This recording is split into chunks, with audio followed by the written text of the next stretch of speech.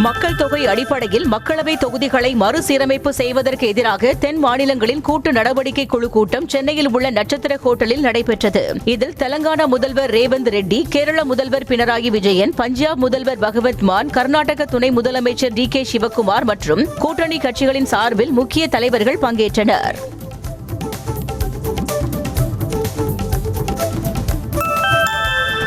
மறுசீரமைப்பு தொடர்பான கூட்டுக்குழு கூட்டத்தில் பங்கேற்ற தலைவர்களுக்கு முதலமைச்சர் மு.க. ஸ்டாலின் சால்வை அணிவித்து வரவேற்பு அளித்தார். மேலும் தோழர்களின் சால்வை, ஈரோடு மஞ்சள், காஞ்சிபுரம் பட்டுப்புடவை, உதகை வர்க்கி, கோவில்பட்டி கடலை மிட்டாய் போன்ற பொருட்கள் பரிசாக வழங்கப்பட்டன.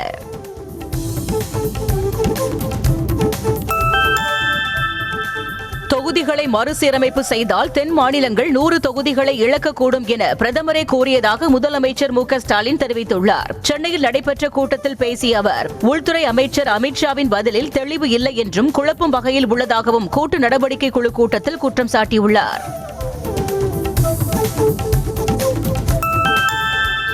மறுசீரமைப்பு தொடர்பாக தெளிவுபடுத்த வேண்டியது மத்திய அரசின் கடமை என கேரள முதலமைச்சர் பினராயி விஜயன் தெரிவித்துள்ளார். சென்னையில் நடைபெற்ற கூட்டத்தில் பேசிய அவர், பன்முகத்தன்மையே இந்தியாவின் பலம் என்றும் மாநில அரசுகளுடன் மத்திய அரசு அர்த்தமுள்ள உரையாடலை நடத்த வேண்டும் என்றும் வலியுறுத்தினார்.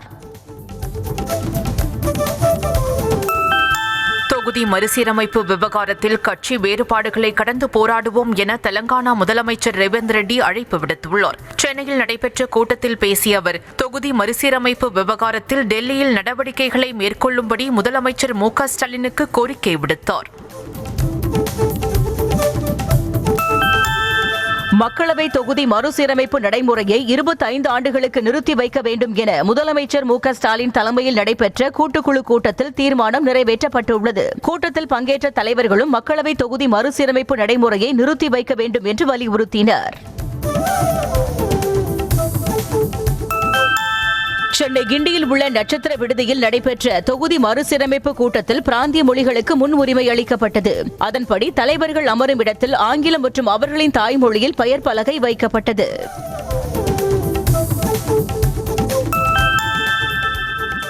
தொகுதி மறுவரையறை தொடர்பான சந்தேகங்களை போக்க அனைத்து கட்சிகளுடன் மத்திய அரசு விரிவான ஆலோசனை நடத்த வேண்டும் என ஒடிசா முன்னாள் முதல்வர் நவீன் பட்நாயக் வலியுறுத்தியுள்ளார். மேலும் மக்கள் தொகையை கட்டுப்படுத்திய மாநிலங்களுக்கு தண்டனை வழங்குவது முறையல்ல என்றும் அவர் கருத்து தெரிவித்துள்ளார். நியாயமான தொகுதி மறுவரையறை வேண்டும் என வலியுறுத்தி ஆலோசனை கூட்டம் என்ற பெயரில் நாடகம் நடத்துவதாக முதலமைச்சரை பாஜக மாநில தலைவர் அண்ணாமலை கடுமையாக விமர்சித்துள்ளார். சென்னை பனையூரில் கருப்பு கொடி ஏந்தி போராட்டம் நடத்திய பின் செய்தியாளர்களை சந்தித்த அவர், தமிழக உரிமைகளை பறிக்கும் மாநிலங்களின் முதல்வர்களை வரவழைத்து தேவையற்ற ஒரு கூட்டத்தை நடத்தியுள்ளதாக சாடினார். சென்னையில் நடைபெற்றது தொகுதி மறுசீரமைப்பு கூட்டம் இல்லை, ஊழலை மறைக்கும் கூட்டம் என பாஜக மூத்த தலைவர் தமிழிசை சவுந்தரராஜன் விமர்சித்துள்ளார். டாஸ்மாகில் ஊழல் நடந்துள்ளதாக கூறி எதிராக சென்னை சாலிகிராமத்தில் உள்ள தனது வீட்டின் முன்பு கருப்பு கொடி ஏந்தி அவர் போராட்டம் நடத்தினார்.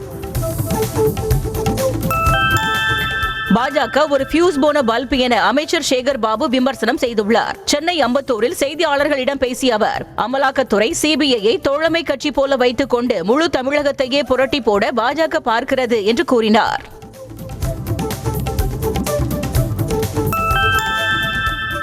ஆன்லைன் சூதாட்டத்தில் பணத்தை இழந்தவர்கள் இதுவரை 3 காலகட்டங்களில் 84 பேர் தற்கொலை செய்து கொண்டிருக்கும் நிலையில் தவறான தகவல்களை அரசு அளிப்பதை ஏற்க முடியாது என பாமக நிறுவனர் ராமதாஸ் தெரிவித்துள்ளார். இது தொடர்பாக அவர் வெளியிட்டுள்ள அறிக்கையில், ஆன்லைன் சூதாட்டத்தில் தமிழக மக்கள் பணத்தை இழப்பதை தடுக்க ஆன்லைன் சூதாட்டத்திற்கு உச்சநீதிமன்றத்தில் தடை பெறுவதுதான் ஒரே தீர்வாகும் என்று குறிப்பிட்டுள்ளார்.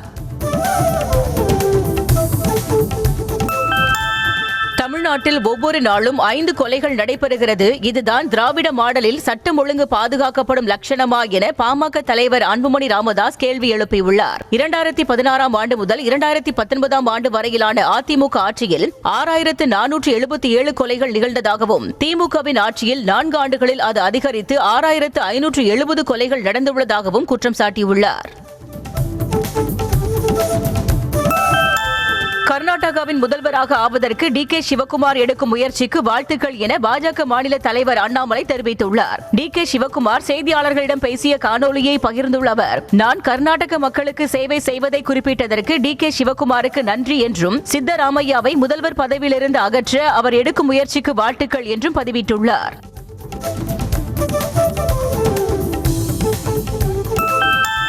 மக்கள் நீதி மய்யம் கட்சியின் நிர்வாக குழு மற்றும் செயற்குழு கூட்டம் சென்னை ஆழ்வார்பேட்டையில் உள்ள கட்சி தலைமை அலுவலகத்தில் அக்கட்சியின் தலைவர் கமல்ஹாசன் தலைமையில் நடைபெற்றது. இதில் கட்சியின் முக்கிய நிர்வாகிகள் பங்கேற்ற நிலையில் 2026 தேர்தல் தொடர்பாக ஆலோசனை நடத்தியதாக கூறப்படுகிறது. இலங்கை சிறையிலிருந்து விடுவிக்கப்பட்டு விமானம் மூலம் சென்னை வந்த தமிழக மீனவர்கள் 11 பேரையும் அவர்களின் சொந்த ஊருக்கு தமிழக மீன்வளத்துறை அதிகாரிகள் அனுப்பி வைத்தனர். ராமேஸ்வரம் மண்டபம் பகுதியைச் சேர்ந்த மீனவர்கள் தலைமன்னார் அருகே எல்லை தாண்டி மீன்பிடித்ததாக இலங்கை கடற்படையினரால் கைது செய்யப்பட்டு சிறையில் அடைக்கப்பட்டனர்.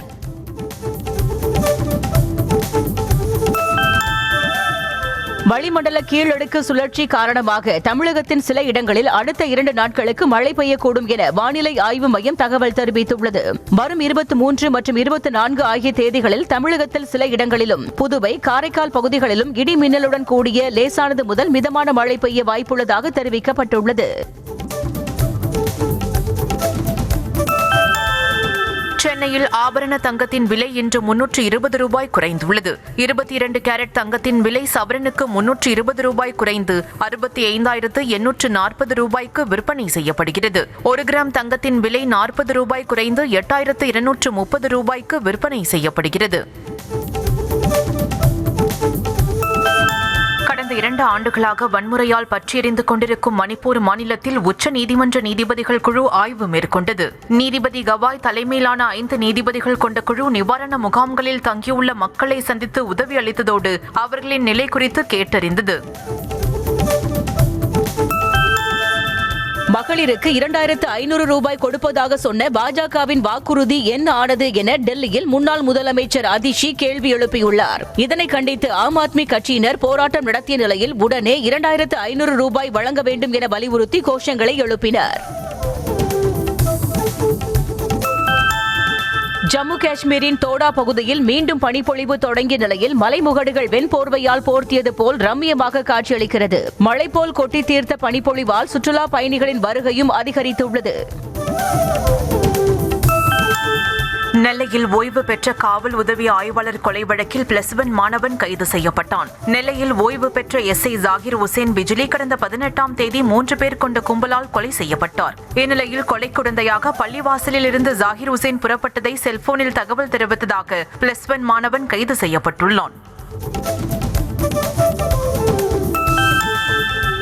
நெல்லையில் ஓய்வு பெற்ற உதவி ஆய்வாளர் கொலை செய்யப்பட்ட நிலையில் அவருடைய மகன் அடுத்த டார்கெட் நான் தான் என வீடியோ வெளியிட்ட நிலையில் காவல் ஆணையர் உத்தரவின் பேரில் அவருடைய வீட்டில் துப்பாக்கி ஏந்திய போலீசார் பாதுகாப்பு பணியில் ஈடுபட்டுள்ளனர். மேலும் போலீசார் சுழற்சி முறையில் பாதுகாப்பு பணியில் ஈடுபட உள்ளதாக தெரிவிக்கப்பட்டுள்ளது.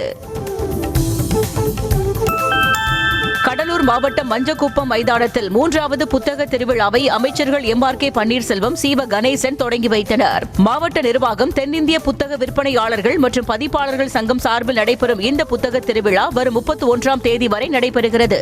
100க்கும் மேற்பட்ட புத்தக அரங்குகள் அமைக்கப்பட்ட நிலையில் 1 லட்சம் புத்தகங்கள் விற்பனைக்கு வைக்கப்பட்டுள்ளன.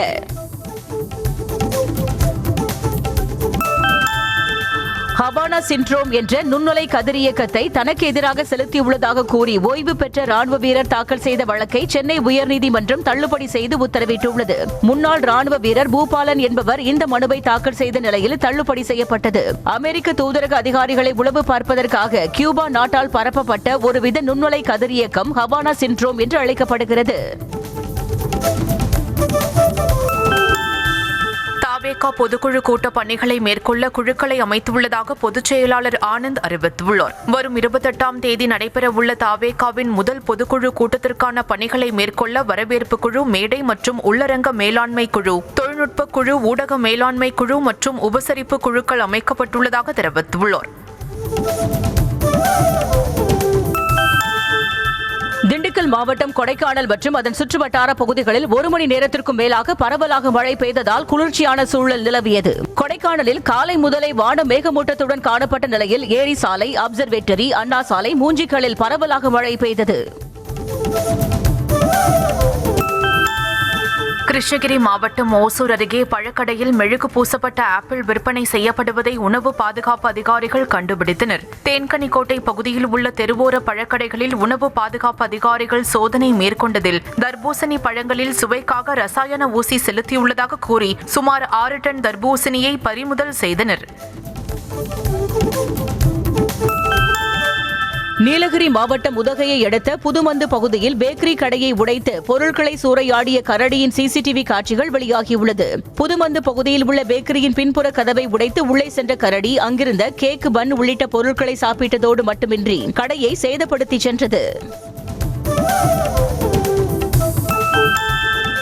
புதுக்கோட்டை மாவட்டம் அறந்தாங்கியில் தங்களது கட்சி பதாகையை மர்ம நபர்கள் உடைத்ததாக கூறி விசிகவினர் சாலை மறியலில் ஈடுபட்டனர். விசிக தேர்தல் அங்கீகாரம் பெற்றதை கொண்டாடும் விதமாக கட்சி சார்பில் அறந்தாங்கியில் வெற்றி விழா கூட்டத்தை ஒட்டி அறந்தாங்கியில் சாலை ஓரங்களில் விசிக கட்சி கொடி மற்றும் பதாகைகள் வைக்கப்பட்டிருந்த நிலையில் அவற்றை மர்ம நபர்கள் உடைத்ததாக கூறப்படுகிறது.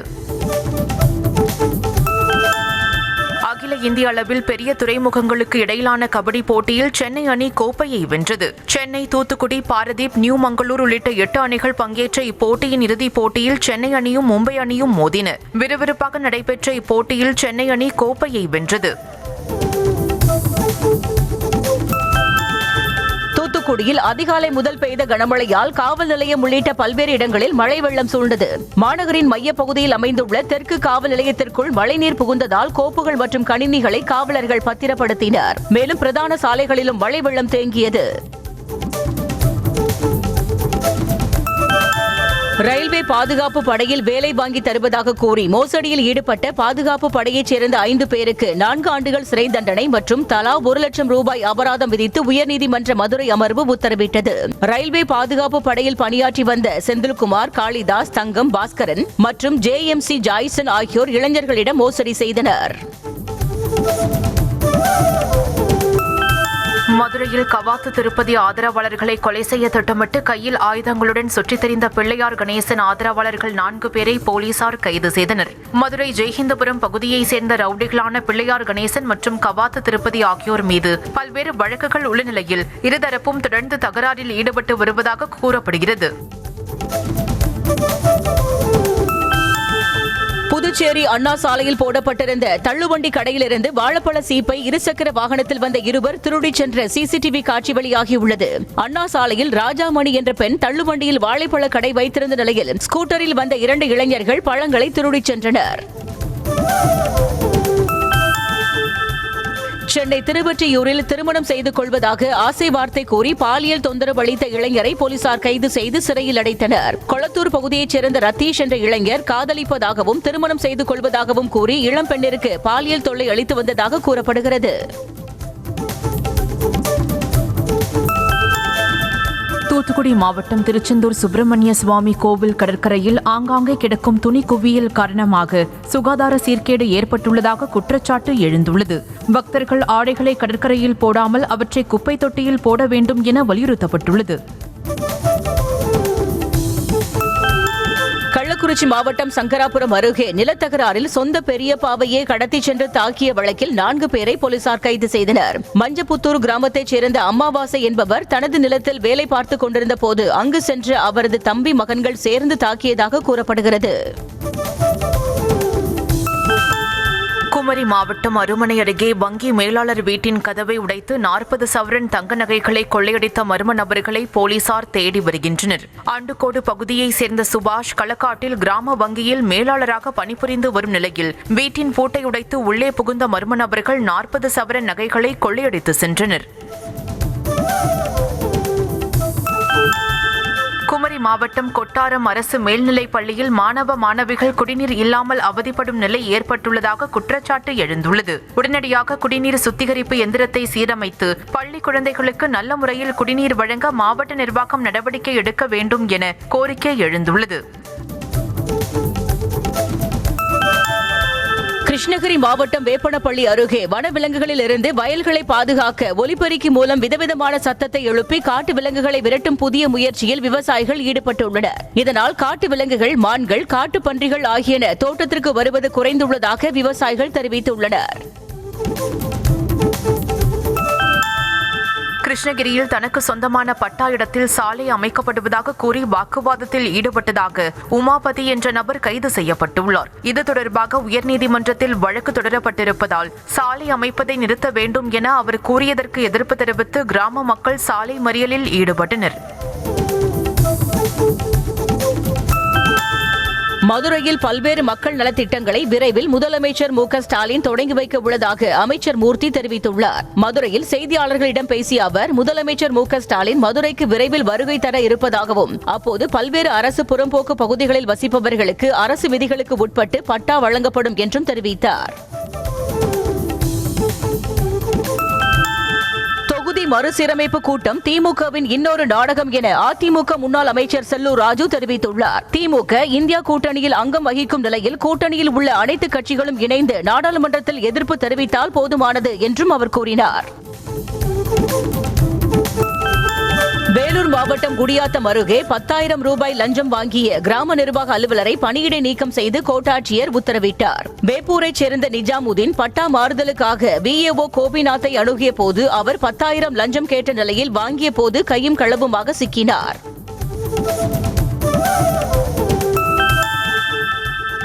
மதுரை மாவட்டம் முசிலம்பட்டியில் 9,000க்கும் மேலான பால் உற்பத்தியாளர்கள் சங்கங்களை இழுத்து மூடும் ஆபத்தான நடவடிக்கையை கைவிடக் கோரி பால் உற்பத்தியாளர்கள் பசுமாடுகளுடன் கண்டன ஆர்ப்பாட்டத்தில் ஈடுபட்டனர். பால் கொள்முதல் விலையை உயர்த்தக் கோரி பசும்பாலை சாலையில் கொட்டி போராட்டம் நடத்தினர். டாஸ்மாகிற்கு எதிரான அண்ணாமலையின் போராட்டம் ஒரு நாடகம் என்று CPM மாநில செயலாளர் சண்முகம் விமர்சித்துள்ளார். பெரம்பலூரில் செய்தியாளர்களை சந்தித்த அவர், டாஸ்மாகை எதிர்ப்பதற்கு அண்ணாமலைக்கு எந்த தார்மீக உரிமையும் கிடையாது என்றும், எதிர்ப்பதாக சொல்வதும் நாடகம் எனவும் தெரிவித்தார். புதுக்கோட்டை அருகே வாகனங்களுக்கான ஆயுள் வரி பணத்தை கையாடல் செய்ததாக போக்குவரத்து ஆய்வாளர் பணியிடை நீக்கம் செய்யப்பட்டார். ஆலங்குடியில் உள்ள வட்டார போக்குவரத்து அலுவலகத்தில் போக்குவரத்து ஆய்வாளராக பணிபுரிந்த நல்லதம்பி என்பவர் கடந்த மாதத்தில் ஒரு வாகனத்திற்கு ஆயுள் வரி கட்ட வந்த நபரிடம் 2,75,000 ரூபாய் பணத்தை பெற்றுக்கொண்டு வங்கிக் கணக்கில் வரவு வைக்கவில்லை. சேலம் மாவட்டம் ஏற்காட்டில் அதிகாலை வேளையில் கடும் பனிமூட்டம் நிலவியது. ஏழைகளின் ஊட்டி என்று அழைக்கப்படும் ஏற்காட்டிற்கு பிற மாவட்டங்கள், மாநிலங்களில் இருந்தும் ஏராளமான சுற்றுலா பயணிகள் வந்து செல்வது வழக்கம். இந்நிலையில் அதிகாலையில் நிலவிய கடும் பனிமூட்டத்தை சுற்றுலா பயணிகள் கண்டு ரசித்தனர். திருப்பூரில் காலவரையற்ற வேலை நிறுத்தத்தில் ஈடுபட்டுள்ள விசைத்தறி உரிமையாளர்களை முத்தரப்பு பேச்சுவார்த்தை நடத்த வருமாறு மாவட்ட ஆட்சியர் அழைப்பு விடுத்தார். குறைக்கப்பட்ட கூலியை முழுமையாக வழங்க வேண்டும், மின் கட்டண உயர்வை ரத்து செய்ய வேண்டும் உள்ளிட்ட கோரிக்கைகளை வலியுறுத்தி விசைத்தறி உரிமையாளர்கள் காலவரையற்ற வேலை நிறுத்தத்தில் ஈடுபட்டுள்ளனர். தூத்துக்குடியில் சொந்த செலவில் விமானத்தில் அழைத்துச் சென்று மாணவர்களின் ஆசையை தலைமை ஆசிரியர் நிறைவேற்றியுள்ளார். நாசரேத் திருமண்டல அறக்கட்டளையின் பெயரில் அரசு உதவி பெறும் துவக்க பள்ளி செயல்பட்டு வருகிறது. 50 மாணவர்கள் படிக்கும் இந்த பள்ளியின் தலைமை ஆசிரியராக நெல்சன் பொன்ராஜ் என்பவர் சொந்த செலவில் விமானத்தில் அழைத்துச் சென்றுள்ளார். திருவாரூரில் 15 வயது சிறுமியை கர்ப்பமாக்கிய புகாரில் போக்சோ சட்டத்தின் கீழ் வெல்டர் கைது செய்யப்பட்டான். வெல்டராக பணிபுரியும் அறிவழகனுடன் சிறுமிக்கு காதல் ஏற்பட்டதாக கூறப்படுகிறது. இந்நிலையில் கடந்த சில மாதங்களுக்கு முன்பு சிறுமியின் வீட்டில் யாரும் இல்லாத நேரத்தில் அறிவழகன் சிறுமியை பாலியல் வன்புறவு செய்து கர்ப்பமாக்கிவிட்டதாக தெரிகிறது.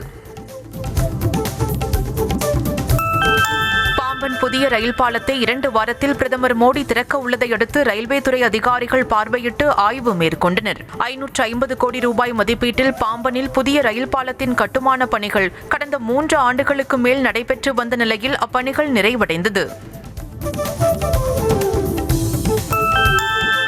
சென்னை IIT வளாகத்தில் பொறியியல் மாணவர்களின் புதிய கண்டுபிடிப்புகளை காட்சிப்படுத்தும் நிகழ்ச்சி நடைபெற்றது. IITயின் முன்னாள் மாணவர்கள் 12வது ஆண்டாக நடத்தும் இனோவா என்ற பெயரில் நடைபெற்ற நிகழ்ச்சியில் 41 பொறியியல் கல்லூரிகளை சேர்ந்த 62 அணிகள் பங்கேற்றன. மாணவர்கள் தங்கள் படைப்பாற்றல் மற்றும் தொழில்நுட்ப நிபுணத்துவத்தை வெளிப்படுத்தினர். விழுப்புரம் மாவட்டம் திண்டிவனம் அடுத்த செம்பாக்கம் பகுதியில் கருங்கல்லில் புடவையால் ஊஞ்சல் கட்டி ஆடிய போது கருங்கல் உடைந்து தலையில் விழுந்து கொத்தனார் உயிரிழந்த சம்பவம் சோகத்தை ஏற்படுத்தியுள்ளது. கருங்கல் தலையில் பட்டு ராகவன் என்பவர் படுகாயமடைந்த நிலையில் மருத்துவமனையில் சிகிச்சை பலனின்றி உயிரிழந்தார். கோவை மாவட்டம் ஆனைமலை அடுத்த ஆழியார் அணையில் நீர்மட்டம் குறைந்ததால் ஆங்கிலேயர் காலத்தில் கட்டிய கல்பாலம் வெளியே தெரிந்துள்ளது. இந்த அணையின் நடுப்பகுதியில் 1941ஆம் ஆண்டு லேம் என்னும் ஆங்கிலேய இன்ஜினியர் கட்டிய கல்பாலம் இன்னும் அழியாமல் உள்ளது குறிப்பிடத்தக்கது. நாமக்கல் மாவட்டம் திருச்செங்கோட்டில் உள்ள தனியார் கல்லூரியில் பெண்கள் பாதுகாப்பு தொடர்பாக காவல்துறையினர் கொண்டு வந்துள்ள செயலி பதிவிறக்கம் நிகழ்ச்சியில் 30,000 மாணவ மாணவிகள் பங்கேற்றனர். KSR கல்வி நிறுவன வளாகத்தில் நடைபெற்ற நிகழ்ச்சியில் பெண்கள் தொடர்பான குற்றங்கள் நடைபெறாமல் தடுக்கும் வகையில் காவல்துறையினர் சார்பில் 181 என்ற இலவச உதவி எண் மற்றும் செயலி அறிமுகம் செய்யப்பட்டது. சென்னை அண்ணா நகர் பகுதியில் உள்ள பூங்காவில் விளையாட சென்ற 13 வயது சிறுமியை கடத்தி பாலியல் தொந்தரவு அளித்த தனியார் நிறுவன காவலாளிக்கு 10 ஆண்டுகள் சிறை தண்டனை, 10,000 ரூபாய் அபராதம் விதிக்கப்பட்டுள்ளது. காவலாளி கோவிந்தா சார்கி என்பவரை போலீசார் கைது செய்த நிலையில் இந்த வழக்கு சென்னை போக்சோ சிறப்பு நீதிமன்றத்தில் நடைபெற்று வந்தது. தொழில் வளர்ச்சி மற்றும் விரிவாக்கத்திற்காக ரீபோஸ் மேட்ரஸ் நிறுவனம் UK & Co-உடன் கைகோர்த்துள்ளது. வணிக ஆலோசனை நிறுவனமாக UK & Co-உடன் ரீபோஸ் மேட்ரஸ் நிறுவனம் ஒப்பந்தம் போட்டுள்ளது. அந்நிறுவனத்தின் இயக்குநர் பாலச்சந்தர் இணை நிர்வாக இயக்குநர் ராம்நாத் பட் பெங்களூருவில் வைத்து ஒப்பந்தத்தில் கையெழுத்திட்டு அறிவித்தனர். கடலூர் மாவட்டம் தபால் நிலையம் அருகே திராவிடர் விடுதலைக் கழகத்தின் சார்பில் நடைபெற்ற பரப்புரை பிரச்சாரத்தின் போது நாம் தமிழர் கட்சி நிர்வாகிகள் வாக்குவாதத்தில் ஈடுபட்டனர். பெரியார் ஏன் எதிரிகளை பதற வைக்கிறார் என்ற தலைப்பில் நடைபெற்ற பரப்புரை பிரச்சாரத்தில் சீமானை குறித்து பேசியதாக நாதாகா தொண்டர்கள் வாக்குவாதத்தில் ஈடுபட்டனர். திருவண்ணாமலை நகரை ஒட்டிய தாமரைக்குளம் கரை அருகே 50 ஆண்டுகளாக நடத்தி வரும் கடைகளை அனுமதியின்றி இடித்த நபர்களால் பரபரப்பு ஏற்பட்டது. நீதிமன்றத்தில் வழக்கு தொடர்ந்திருக்கும் நிலையில் இரவு நேரத்தில் கடைக்குள் பொருள் இருக்கும் போதே கடைகளை இடித்துள்ளதாகவும் காவல் ஆய்வாளர் நடுநிலையோடு செயல்படாமல் அவர்களுக்கு சாதகமாக செயல்படுவதாகவும் குற்றச்சாட்டு எழுந்துள்ளது. நடப்பு ஆண்டுக்கான IPL திருவிழா மேற்குவங்க மாநிலம் கொல்கத்தாவில் உள்ள ஈடன் கார்டன் மைதானத்தில் கண்கவர் கலை நிகழ்ச்சிகளுடன் கோலாகலமாக தொடங்கியது. நடிகை திஷா பதானி, ஸ்ரேயா கோஷல், கரண் ஆஜ்லா ஆகியோரின் ஆட்டம் பாட்டத்துடன் 2025ஆம் ஆண்டு IPL தொடர் தொடங்கியது. இன்று தொடங்கிய டாடா IPL 2025 தொடர் 12 மொழிகளில் ஒளிபரப்பப்பட்டு வருகிறது. தமிழ், ஆங்கிலம், ஹிந்தி, மராத்தி, ஹரியானி, பெங்காலி, போஜ்புரி, தெலுங்கு, கன்னடம், மலையாளம், குஜராத்தி மற்றும் பஞ்சாபி ஆகிய மொழிகளில் IPL போட்டிகளில் ஒளிபரப்பப்பட்டு வரும் நிலையில் நியூசிலாந்து வீரர் கேன் வில்லியம்சன் வர்ணனையாளராக அறிமுகமாகியுள்ளார். சன் பிக்சர்ஸுடன் அட்லி மற்றும் அல்லு அர்ஜுன் இடையிலான புதிய படம் தொடர்பான இறுதிக்கட்ட பேச்சுவார்த்தை நடந்து வருவதாக தகவல் வெளியாகியுள்ளது. இப்படத்திற்காக அல்லு அர்ஜுன் 170 கோடி ரூபாய் சம்பளம் பெற்றிருக்கிறார் என கூறப்படும் நிலையில் படத்தின் ரிலீஸுக்கு பின் லாபத்தில் 20% பங்கு குறித்து பேச்சுவார்த்தை நடந்து வருகிறது. இப்படத்தில் VFX மற்றும் CG தொழில்நுட்ப வேலை அதிகமாக இருக்கிறது என்ற தகவலும் கிடைத்துள்ளது. கணவருடன் சேர்ந்து எடுத்துக்கொண்ட புகைப்படங்களை பதிவிடவில்லை என்பதற்காக விவாகரத்து செய்துவிட்டதாக கூறுவதா என நடிகை பாவனா கேள்வி எழுப்பியுள்ளார். மேலும் மற்றவர்களிடம் நிரூபிக்க வேண்டும் என்பதற்காக சமூக வலைதளங்களில் புகைப்படங்களை வெளியிட முடியாது எனவும் அவர் விளக்கம் அளித்துள்ளார்.